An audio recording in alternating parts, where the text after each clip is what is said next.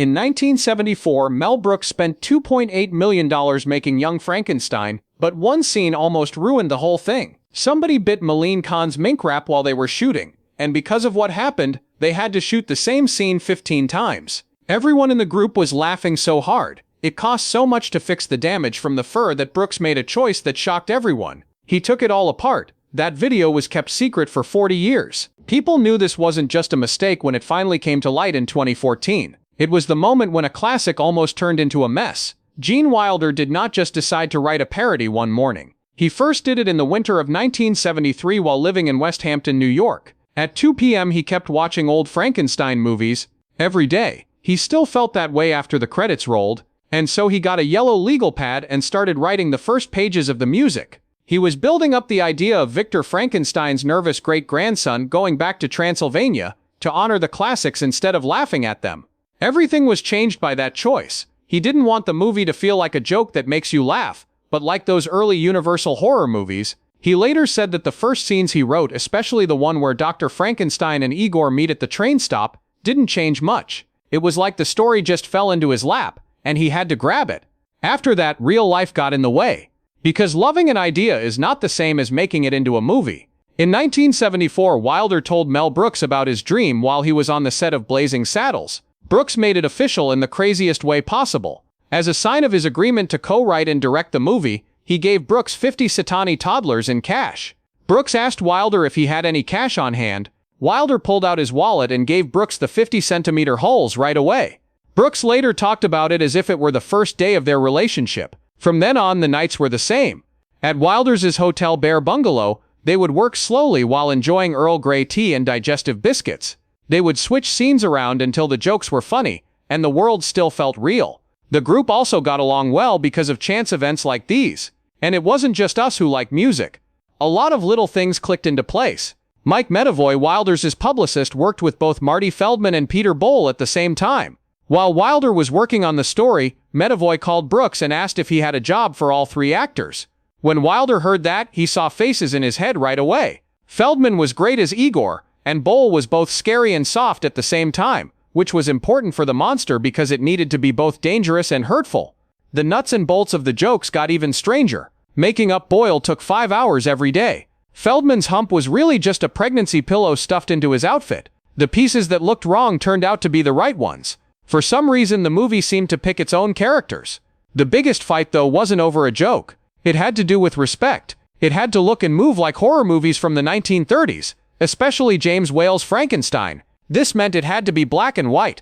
That idea wasn't liked by studios. Columbia Pictures wanted color and was worried about the price, but Brooks wouldn't give in. When Columbia pulled out, Alan Ladd Jr. at 20th Century Fox took over and decided to make the movie black and white and spend $2.4 million on it. After that, they gave the honor their all. That was the job of production designer Dale Hennessy, who tried to match the old style. He even helped effects artist Kenneth Strickfed find original lab equipment. Connected to the movie from 1931, the goal was easy to understand. Make you feel like you're in that world, and then laugh while you're still in the dark. Once the pieces of music were locked in place, the people who were inside them became legendary. Feldman was nerved during his first auditions in Hollywood, because he was new there, but Wilder had him in mind from the start. He made Igor feel alive, which is why Wilder later called him the heart and soul of the show. The well-known Walk This Way moment with the limp and cane was made up on the spot and became a signature joke. The crew leaned into his bulging eyes, which were caused by a thyroid condition, to make him stand out even more. His knees were stuffed with tissues to make them look knobby, which added to the look. Wilder even said that Feldman played their rhythm like he was Stan Laurel and Wilder like Oliver Hardy, as in an old-fashioned comic duo. Feldman leaned into it, and the nerves went away. In the end, the part made him who he was, and it even earned him a Saturn Award. The shape of Terry Garr's story was the same, but it went in a different way. Brooks told her that Maleen Khan was his first choice after she tried out for Elizabeth, the fiancée. Garr could have left right then, but Wilder told her she had to come back the next day and read for Inga. At the time, she worked on the Sonny and Cher comedy show, and she took the second shot very seriously. She worked with a German wig artist to shape the accent, and she even wore socks in her bra to make her body look bigger. Brooks hired her right away because of how well her interview went. So sure of herself did she say things like, "Would you like to have a role in Z?" that people still quoted as if it were true. Every surprise had a beginning. It was known that Gene Hackman could do big dramatic work, but he was friends with Wilder and the two of them played tennis together. Hackman then asked for a small part. The blind loner was the only part that was left, so they gave it to him. This was one of the funniest parts of the movie, even though it sounded like a huge risk. Hackman played it straight and let the chaos happen around him, which helped. He had a huge beard that made him almost disappear into it. The part went uncredited, but it was one that people will remember. Bull, on the other hand, paid for his part with skin and patience. Making up by William Tuttle took up to 5 hours a day, and it was even worse in the hot studio lights. His high boots made him 6 inches taller. The monster felt both scared and alone because he still had a childlike softness about him. It was so rough on him that his skin could boil. It didn't matter to him how he felt, because that wasn't what was important.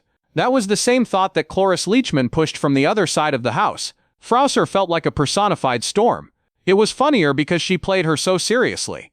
Her accent stuck from the start, and it was based on Mel Brooks's German mother, who was on set. It looked like William Tuttle gave her an old face by adding a big mole. If a horse won, the name Blooper became a running joke, and Leachman's control made that simple joke feel like a curse. Because of how good her work was, she was nominated for a Golden Globe. She also showed that she could be scary, funny, and weird without smiling at the audience. That part is important because Wilder and Brooks fought to keep the tone. They wrote for long periods of time. They fought for hours over small things, sometimes yelling and pacing.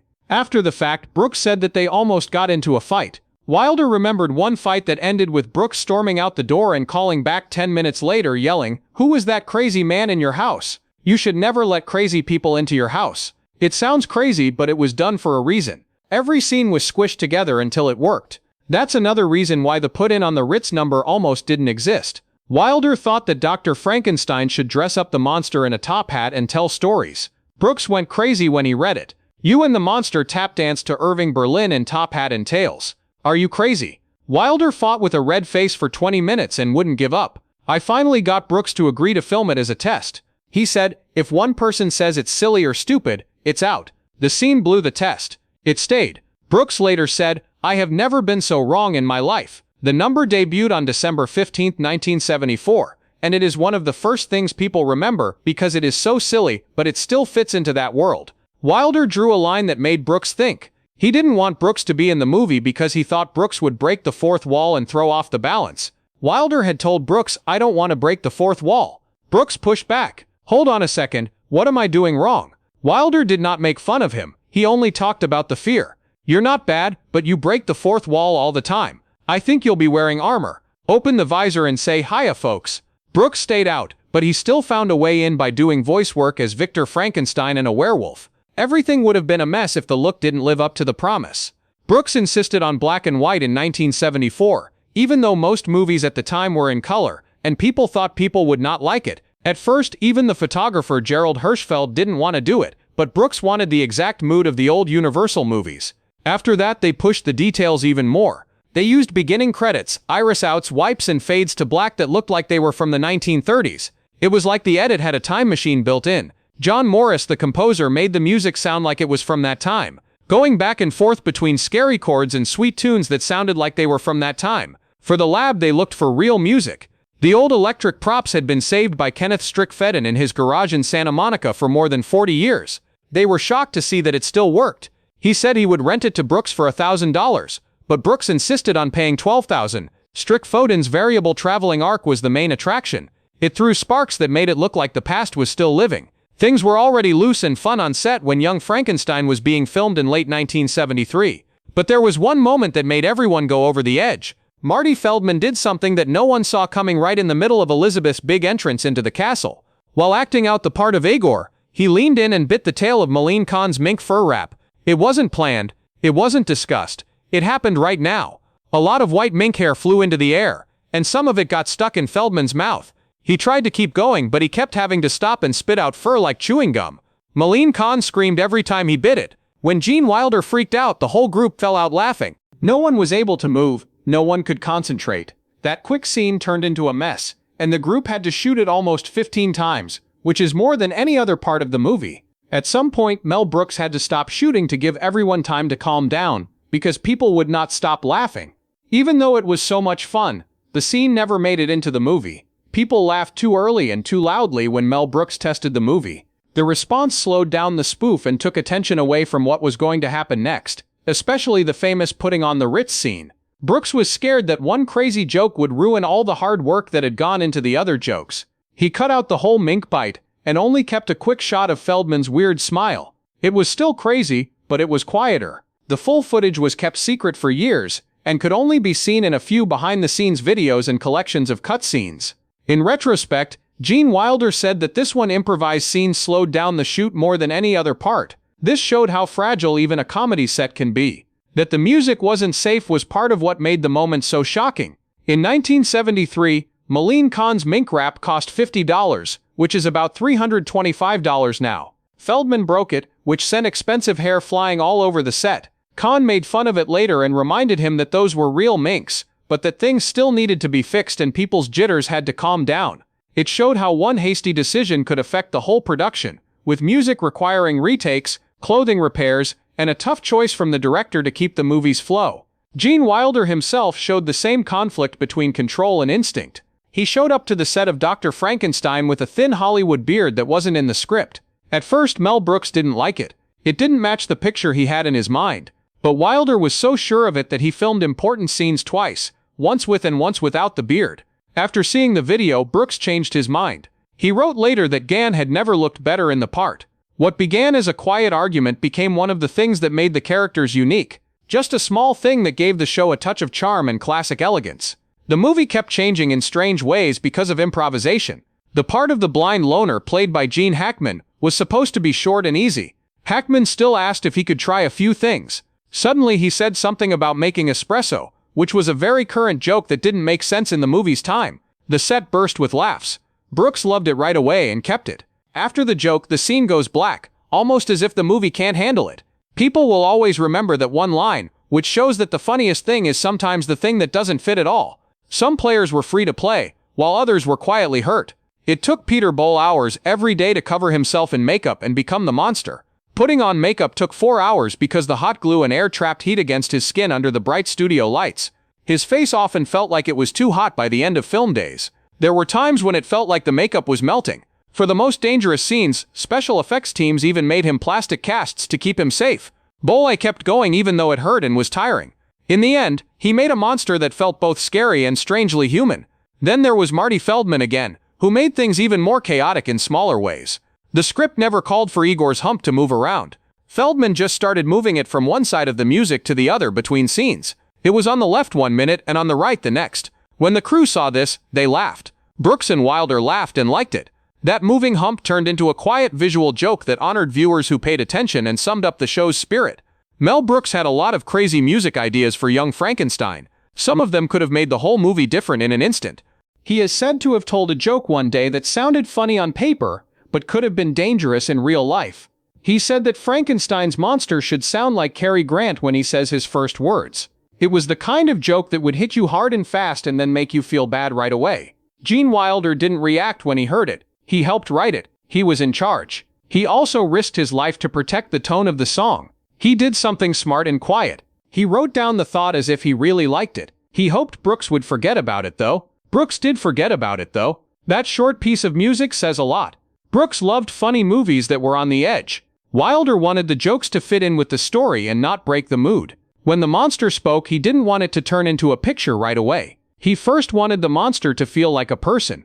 That choice was important, because it made it possible for the monster's speech to be both funny and weirdly touching at the same time, such as the famous line, "I'm monster." When you understand that, the music makes you see the whole set as a place where balance was always being attacked. Yes, it was a comedy, but it was also a clever spoof of old-school scary movies. And even a small change could make it just plain silly. Brooks would push. It would be pushed back by Wilder. The movie would then get right back to that good spot. Still, the set didn't always behave, even when the tone was kept in check. When Marty Feldman and Maleen Khan were bit by a mink, it was one of the most talked about scenes. It was funny when it was filmed. It became really chaotic behind the scenes. He bit the mink wrap over and over, and each time the fur got in his mouth. Then people began to laugh. Not nice laughing, the kind that ruins a take and hurts your face. It was said that they had to shoot it up to 15 times, because the players were laughing so hard. There was a catch. Each extra take cost money. The period clothes were pricey, and the mink wrap wasn't just a prop, it was money. The wrap was said to cost $50, and it didn't hold up well when it was bit over and over. More of it happened. More damage was done to the clothes, and more work had to be done quickly. The energy dropped. Time went by, and laughing spread to other times. Over and over, the group had to clean up the mess and start over. That mistake became famous in the end, but it was too much to make it into the finished movie. People could have been pulled out of the movie at that time. Then there was another turn of events that affected the production in a very different way. Making. At first, Mel Khan was cast as Aninga, the cute lab helper. Then right before the show, the plans changed, and she was cast as Elizabeth instead. All of a sudden, everything had to change. The part of Aninga had to be filled by Terry Garr. At the same time, Khan had to change, and the company had to change with her. That meant making changes to the music plot. That meant getting new closet hardware. That meant stress. Everything took place right before shooting days, when there wasn't much time to breathe. But something clicked when Khan walked into Elizabeth. It was easy for her act to go from being elegantly dramatic to being funny in an instant. That switch shaped important parts of the movie, like the famous "Oh Sweet Mystery of Life" scene. Khan played Elizabeth in a movie that people will remember for decades, so it was a risk that paid off. All of this was going on at the same time as Gene Wilder was trying to change the way he looked on TV. People already knew him as Willy Wonka, who was dreamy and fun, and seemed to float through scenes with a strange sparkle. That being said, Dr. Frankenstein needed a different engine. For the humor to work, he had to be scared enough to fit in with an old monster movie and mean enough to make it funny. At least at first, Brooks liked the idea of the scientist being bigger and broader. It was Wilder's fight for something more controllable. It's not flat or quiet, it's just more real. The character was formed by small decisions, body language, and a voice that was careful and could quickly change from pride to fear. Later, Brooks said that Wilder's style was what made the movie work, because it kept the story grounded even when the jokes got silly. And it was clear there was danger because the group was so strong. If they let the set become a place where people laugh all the time, the movie might start to feel messy. That is why a lot of mistakes and unplanned scenes didn't make it into the final cut. There were scenes that were so disorganized that they put the whole fantasy at risk. There was even a time when the group almost got angry. From behind the scenes, Cloris Leachman is said to have said, "I'm going to pee." It sounds funny, and it was funny, but it also shows how easily the movie could have turned into real-life chaos instead of a well-made parody. Brooks and Wilder had to make a tough choice. They cut out the most crazy parts. They didn't slow down. They only gave hints about how crazy the group was. Just the right amount to feel the excitement without ruining the movie. Then there was the biggest risk of all, one that could have killed the movie before anyone laughed. The first showing of Young Frankenstein was on December 15th. Before that, Brooks got 20th Century Fox to put in about $2.8 million, though some sources say it was $278 million. For a comedy, that was a big number of songs. It was an even bigger risk since the movie was black and white. Color movies were popular at the time, and many people in the business didn't think people would watch a black and white spoof in the mid-1970s. Reports say that Columbia Pictures was on the fence about both the budget and the black and white choice. In the end, the idea went to Fox, where Alan Ladd Jr. signed off on it. The question didn't last long after the movie came out. The movie bombed, even though it only cost $2.8 million to make. It made $86.4 million around the world, and $86.2 million in the US. The return was not like that at all. A risky fashion choice paid off in a way that people still talk about. Some guesses even put the return at almost 31 times the cost. And it wasn't just selling tickets that was a hit. It became a moment in history. The kind that people talk about, watch again and again, and that keeps getting new fans. A lot of critics came too. Rotten Tomatoes gave the movie a 95% rate based on 73 reviews that gave it an average score of 8.6 out of 10. It was also nominated for 2 Academy Awards, Best Sound and Best Adapted Script for Brooks and Wilder. It won more awards over time, and its renown didn't go away. It kept getting better. After that, the movie became even more important than simple fame. Young Frankenstein was chosen by the Library of Congress to be preserved in the National Film Registry in 2000. Every year, only 25 movies are added. This one made the cut because it was important to culture, history, and music culture. Because of that choice, it will always have a special place in American film history. It wasn't just a movie that people liked anymore. It became an important part of the country's history that had to be kept. Around the same time, the American Film Institute gave it a different kind of honor. Young Frankenstein was named number 13 on AFI's 100 Years, 100 Laughs list in 2000. Then, because of Putin on the Ritz, It made AFI's 100 Years 100 Songs list in 2004. That's how deep it went. It was great and funny at the same time. It took the hidden chaos a long time to die. That mistakenly recorded mink-biting scene was kept hidden for years, almost like it wasn't allowed to be shown. Fans knew about it, some people saw it at events, but most people didn't get a copy until the 40th anniversary Blu-ray came out in 2014. That point, it wasn't just a mistake. It showed how well the actors got along on set, how much fun they were having, and how hard they had to work to get the film's tight ending tone. Of course, when something is loved that much, people try to change it into something else. Young Frankenstein was turned into a Broadway musical in 2007. Mel Brooks wrote the script and co-directed the show with Susan Stroman. The show was made with a lot of care, but it had a big problem from the start. It was hard to get away from the shade that the first cast. Dr. Frankenstein by Gene Wilders, Igor by Marty Feldman, and Frau Blücher by Cloris Leachman. It was hard to put on those shows again. It was a show that ran for a year and got mixed reviews, but that proved the point. The story was still strong. Even though it was hard to ignore the ghosts of the first one, people still wanted it. Now after all that time, there's one more weird turn that makes the movie feel unique. In many places, Young Frankenstein is still hard to stream, so movie fans usually have to rely on DVDs, Blu-rays, or rare showings to watch it. The fact that it is hard to get adds to its legend. A movie that almost turned into chaos. A movie that was almost too broad. A movie that could have made the monster look bad quickly and broken its heart. Instead, it stayed smart and real, and it became a classic comedy and a national treasure in some way.